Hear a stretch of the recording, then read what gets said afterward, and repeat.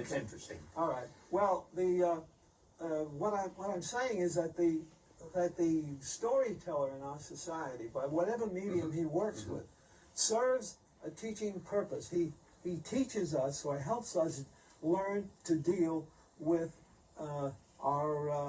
with life itself. It's even Aesop's fables, as simple as they were. Well, they're a great example. Provided us. Everyone had a lesson, but they had the intention. That's why they were fables. They were written with the intention of each one providing a message. I wonder if they were entertaining. I think they No, but I mean by the very nature, because each one had a little a slogan, a little motto, a little parable, or whatever you call it, at the end of it. I mean, the purpose of it was each one was to teach a lesson. Well, all right. But we teach our. All right, then I agree. But it's very hard for a story not to teach something. The Bible is a series of stories which, in effect, explain the thing and teach a lesson and help us. You're picking what you're saying is right, and you're picking all the wrong examples, because the Bible also had a very definite purpose. But let's go far afield, Will. Let's take a mystery story. You could say that a story with a villain fighting a hero and the hero wins at the end, in some subtle way, is teaching the reader that good triumphs over evil. And it's written in such a way that your sympathies are on the side of the good guy, and you feel that the villain is a bad guy whom you don't want to emulate, if it's written the right way, if it's a well-written story. Now, there's a story with no attempt to moralize, but the moral is built in, as it would be, I feel, in any well-written story.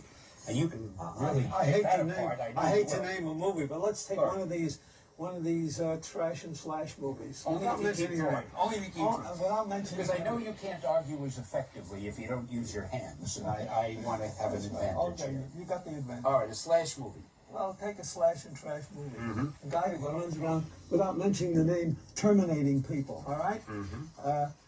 Is there a moral to that story? What does that teach us?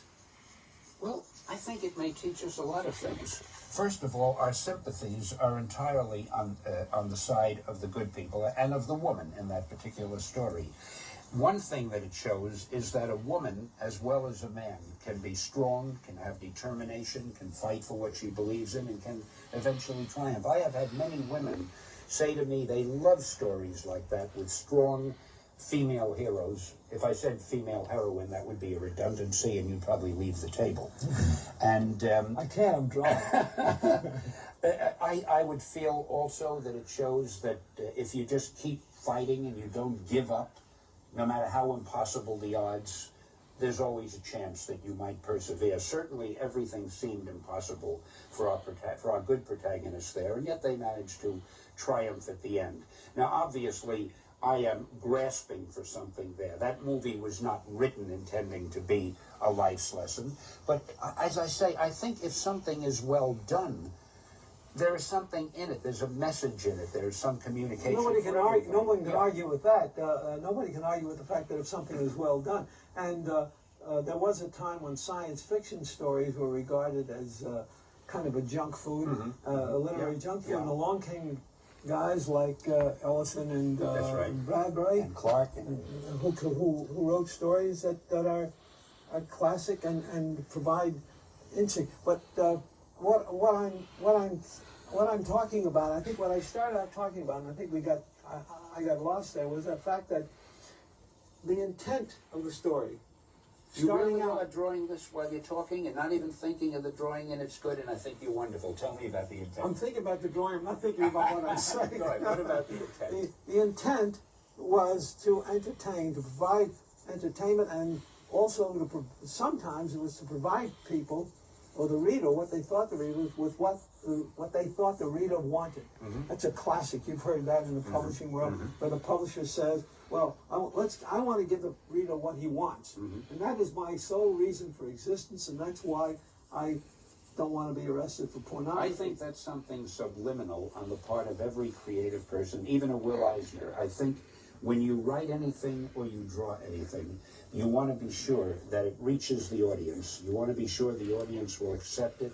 You want to be sure that the audience will enjoy it, will want it, will look upon it with fondness and kindness. That comes under the heading of approval. We all in this That's right, medium that's want right. approval. It took me 30 words and you hit the nail on the head, and that's why you're the guest. Well, thank you. You're so flattering. Wait till you interview me I'm sometime. You'll overwhelmed, have yeah, a different I'm standard.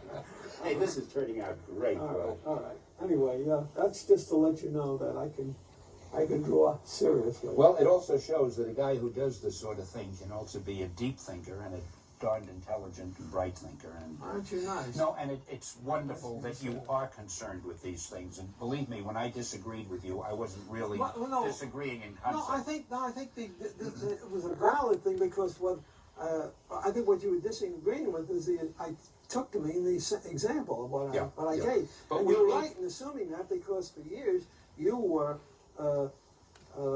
altering the concept of the characters that you were creating in your shops to lift, if I may put that in italics, lift the medium, lift the concept of the so-called superhero beyond just the cardboard figure that he was in the very beginning. You know it.